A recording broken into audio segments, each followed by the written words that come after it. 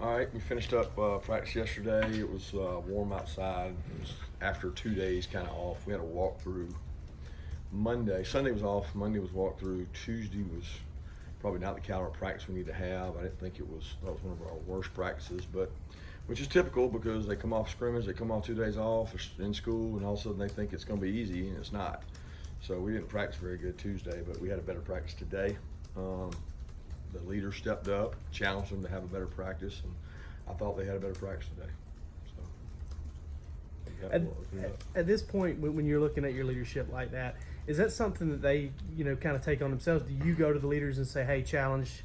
I want us to challenge the team, or is that something they go? Well, sometimes I'd call in the leadership group, talk about it. I didn't in this case. I talked about it in the team meeting and just said we didn't practice very good yesterday, and they saw it. They knew it. We had clips. We had a lot of busts. A lot of what happens when you take 2 days away. It's almost like some of the information just evaporates. So the young players struggle. Nobody really wants to hit anybody, so they think that they're game ready, and they're not. So we went out and had a more physical practice yesterday and today. Kirby, what have you seen from Eric Stokes over the past couple of years and how he's developed here from a guy who didn't play a ton of corner in high school? He's done a nice job developing. He came in last year in a kind of a backup role, ended up winning the starting job by the way he played. He made some big plays in some big games, did a nice job.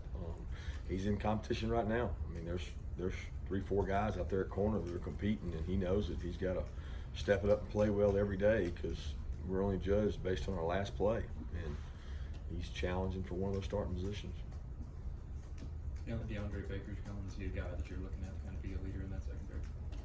Yeah, I mean, Eric is a very bright, conscientious guy.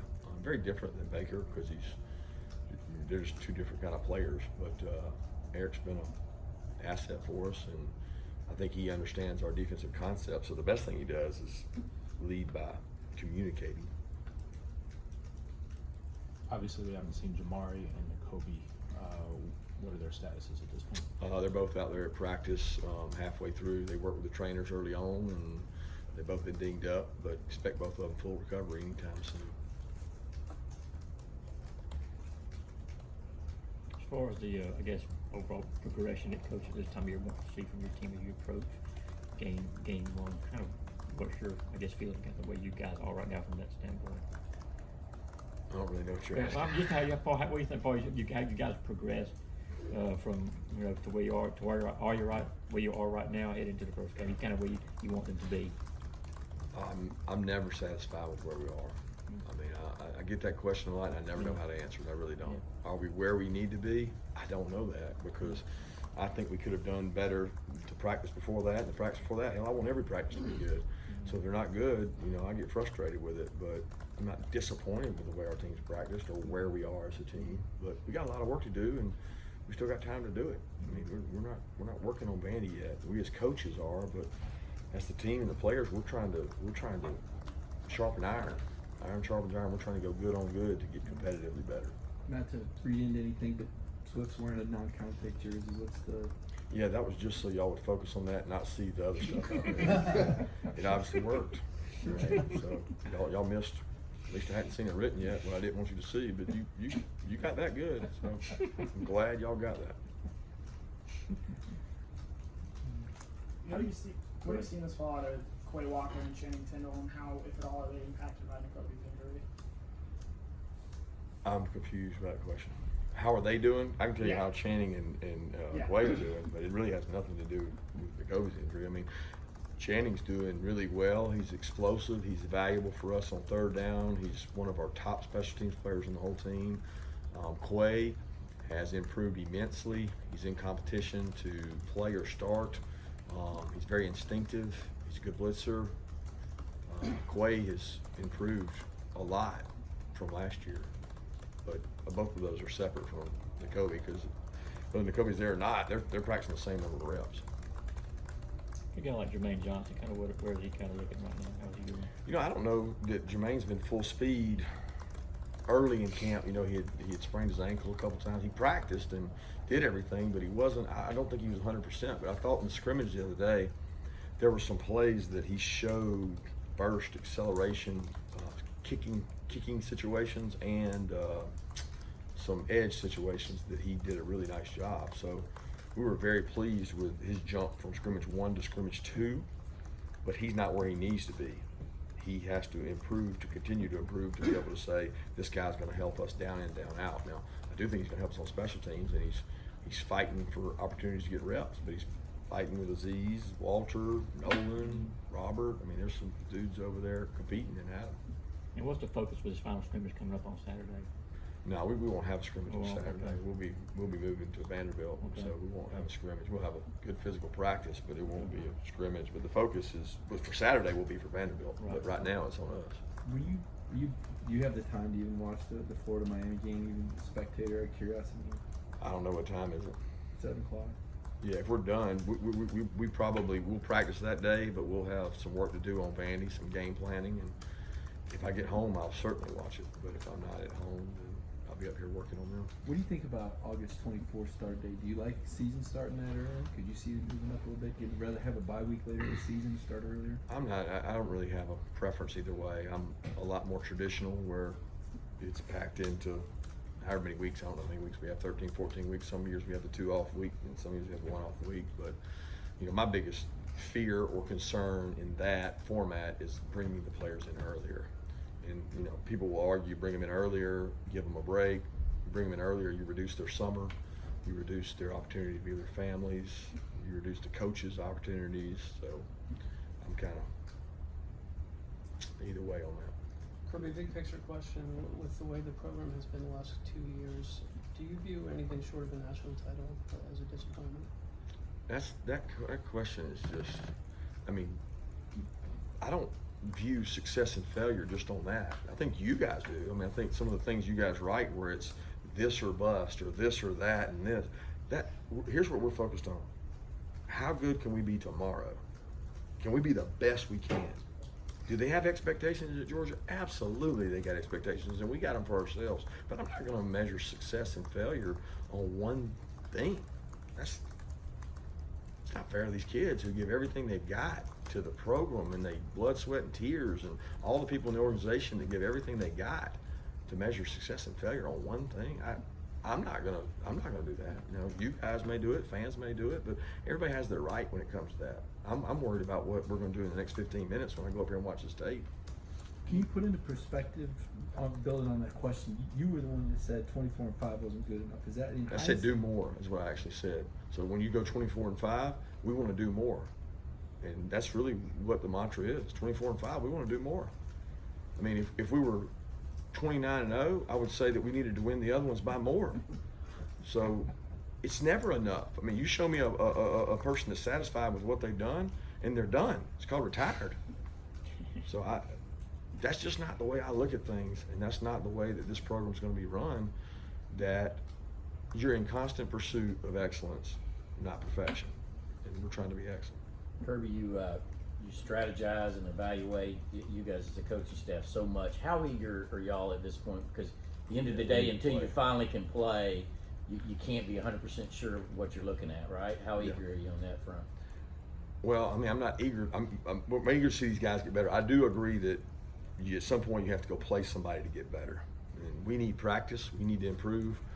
But we need to play somebody else to be able to do that, because you get to a point where you play the same guy, you see the same thing. I mean, you only have so many defenses or so many offensive sets or plays, and it's like, you know, you can't get bored with the basics. So you want to go play somebody, and to grow and get better, we've got to get some experience in some spots we don't. We've got to go out there and experience playing somebody else. So, I mean, I'm looking forward to that part for our players, and I'm sure Derek's the same way of Andy. I mean, he's not worried about us right now, but he's also ready to go play somebody else other than himself. And those kids are the same way. That's the hardest management right now is it's like the kids are like, man, when's the game? He talked about, speaking of that, he talked about his friendship with you. You had an extended amount of time with him. Can you elaborate on that? Yeah, we've always had mutual respect for each other. He was a defensive coach at Stanford when we wanted to go out there and visit and talk ball, and he worked for Coach Shaw. He goes on a Nike trip with some of the Nike coaches there at Nike school, so got to meet his wife and hear about his family, and he got to meet my wife and experience some downtime together in the off season, and just got a lot of respect for Derek and the way he runs his program. That goes at the SEC coaches meetings too.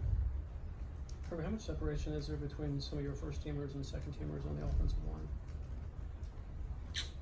Some a lot, some a little. Does that answer it? I know like Andrew Thomas is going to be hard to push, but in terms of, you know, are there some guys that you want to get into a game, you know, whether they're starting or not, because they can really help you? Yes, that's true. There's some guys I want to get in the game that won't be starting that can help us. I agree with that. I don't know if I'm answering your question. I really don't know what you're asking, but there are some tight battles on the offensive line, yes. And there's some that aren't tight. But there are some guys that deserve to play that we hope to be able to play. What about sort of the same question of receiver? Is there any separation of, we know these couple, 3, 4, whatever guys are definitely going to be the first few guys out there? No, I mean, we haven't decided any starters yet. I don't think, I mean, Tyler Simmons is a starter for us, assuming that he's healthy and we're ready to go. But outside of him, there's battles at every one of those positions. The slot, the receiver opposite him, the 2 deep at receiver. There's really, it's every day. And guys rotate positions and play all kinds of positions. Tyler's, you know, probably a little bit ahead of the other guys just from experience. But outside of that, it's wide open. What's been your impression of the battle for that star position this preseason, and how have those guys looked at it? How is it shaping up? They've both done a good job, man. They're both competitive, and you know, both those kids probably deserve to play. They've worked really hard, and they're different. I mean, they're similar. They're split body types. They're physical, but they're different, and they've both done a good job. We hope to be able to keep guys fresh and play the best guys. Sometimes you got to go with a hot hand, and sometimes you got to go with the guy that had the best week of practice. But the good thing is you can't relax because the guy behind you is just as good as you, and he's trying to get a winning job too. You're talking about Mark and Divide there? Yeah, I'm talking about Mark and Divide. And Poole. Poole's been in that mix too, but Mark and Divide are a little bit bigger and a little bit more physical. Is that a situation where maybe the guy who doesn't win that job kind of is more of a factor in that dime package, at that money position that Mark Well, played they last both year? are. Yeah, they already are that. I mean, Okay. the dime package. They both play money. They both play star. Their backups both play money and star. So I mean, we don't go out there and play the same dime group very often because we want to get a lot of guys experience. We learned that last year that any given time a guy goes down, you got to have guys trained at multiple positions. So they'll do each one of those guys will do both. Watching that some past games of last year and the year before, you see Tyreek McGee on the field a lot, and I have a hard time figuring out how he's fitting in at this point. I know he's got a lot of competition. Is that a guy who's you know, really having to fight off competition? You weighing that against his experience?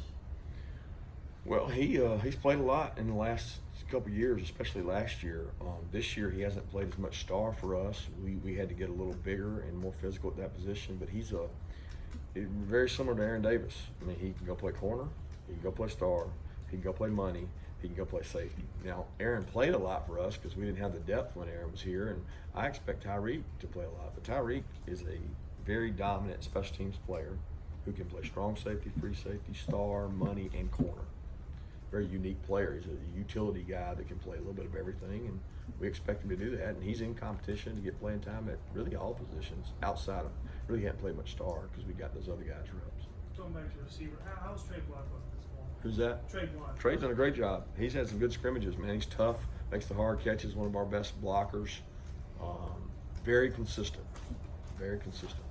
With Tyler Simmons, what other than experience has really sort of allowed him to sort of get a little bit ahead in that wide receiver room? Well, what other than experience, I would say his practice habits and his speed. You guys have had a couple 1,000-yard rushers the last couple seasons, obviously. Is that still in the cards and how you think the carries are going to be split up? Is that realistic to think that could happen again this year? Yeah, I mean, in a perfect world, I want success, and I want success for each one of those players. If each one of those backs have success, could you end up where nobody gets 1,000 and 3 or 4 guys get really close to 1,000? You could, but we don't know how it's going to play out because we don't know the health of things and how things are going to go, and you know what plays. The defense dictates sometimes what we do offensively because we checked a certain thing, so you can't control it. I'd love to have 2,000-yard rushers again. I think it helps you recruit. It helps you have guys that are kind of the bell cows, but I'm not past playing 4 backs if that's what you're asking. Speaking of that running back room, what have you seen from James this preseason? Very much more consistent with his pass pro, much more consistent with his ability to break tackles and make runs. First of all, he's a great player in space, and last year he was just kind of feeling his way through. He didn't understand motions and shifts and all the different things. Now he's much more consistent, and he's had an opportunity to show that, and I feel like James has had a really good camp. 2 more questions. Do you know on kick and punt return? No, Tyler, Kieris, D-Rob, DeAndre, we keep them all back there. So, I mean, today they had 6 or 7 opportunities each. So we're just throwing haymakers at them, trying to make it hard and trying to get them game ready. But we're not ready to name anybody. You talked about Trey Hill to start preseason camp, and you had a lot of praise for him. Now that you've had a second extended look at him with the 1 unit, has he progressed? Has he grown to your liking thus far? Trey's a talented player. He probably hadn't had his best 2 days. The last 2 days, he's a competitor, and he'll bounce back from it. But he had a good camp early, but I think he's at that point of hitting a wall of saying, okay, I've got to continue to get better to grow to where we can be elite as an offensive line. And I think he'd be the first to tell you that. Thank you.